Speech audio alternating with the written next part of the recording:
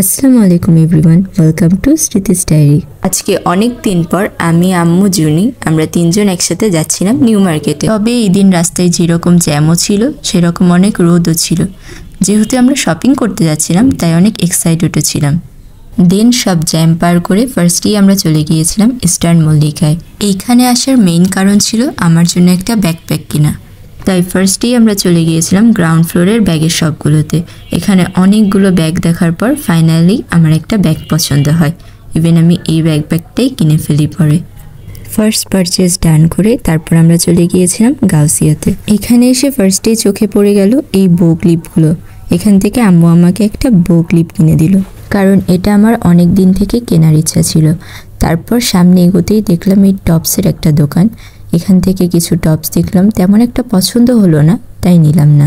তবে এখানের এই হোয়াইট জিন্সের জ্যাকেটটা আমার খুবই ভালো লেগেছিল, কিন্তু এটাতে একটা স্পট ছিল আর ওদের কাছে ইনটেকও ছিল না, তাই আর এটাও নেওয়া হয়নি। তারপর আর একটু সামনে গিয়ে এই রেডিমেড প্যান্টগুলো দেখছিলাম।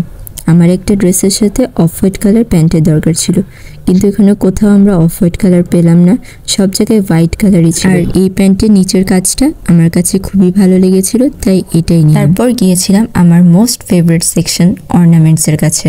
এখানে আমি কিছু ইয়াররিং আর ফিঙ্গার রিং দেখছিলাম, কিন্তু ফিঙ্গার রিং তেমন একটা পছন্দ না হয় দুইটা ইয়াররিং নিয়ে নিয়েছিলাম। এই ইয়ার টপটা নিয়েছিলাম কারণ এটা অনেক ড্রেসের সাথেই পরা যাবে।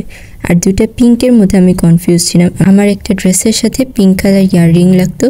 তো লাস্টলি আমি যেই ফুলের এই ইয়াররিংটা দেখি পিঙ্ক কালার, এটাই নিয়ে নিই। তারপর চলে গেলাম ব্রেসলেটের সেকশনে।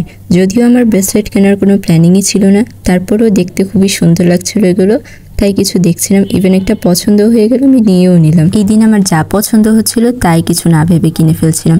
যেমন এই লিপস্টিকগুলো, এটাও আমার প্রয়োজন ছিল না, তাও ভালো লেগেছে তাই নিয়ে নিয়েছি।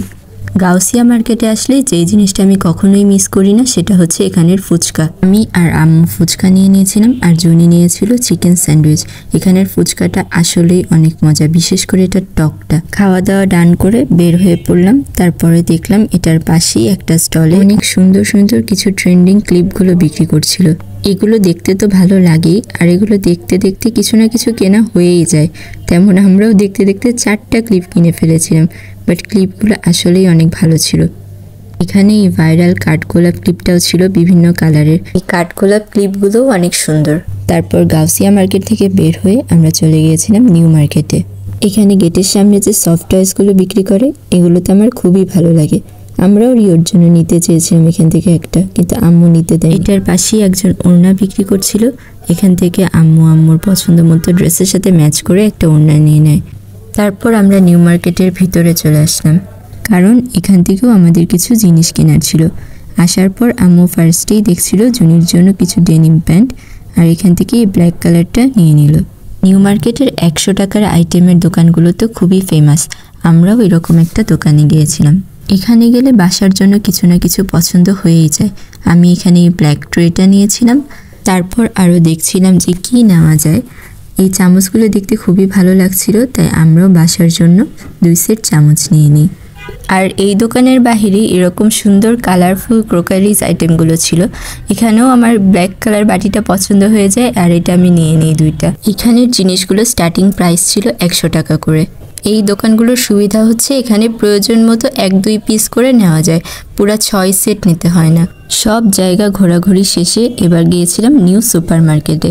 আসলে যেই কাজের জন্যই আজকে মার্কেটে আসা, সেই কাজটাই করেছিলাম সবার লাস্টে। আমাদের বাসার জন্য কিছু পর্দা কেনার প্রয়োজন ছিল, তাই এখানেই আমরা কিছু দোকানে দেখছিলাম কোন পর্দাটা ভালো লাগে, রুমের সাথে যায় এরকম খুঁজছিলাম।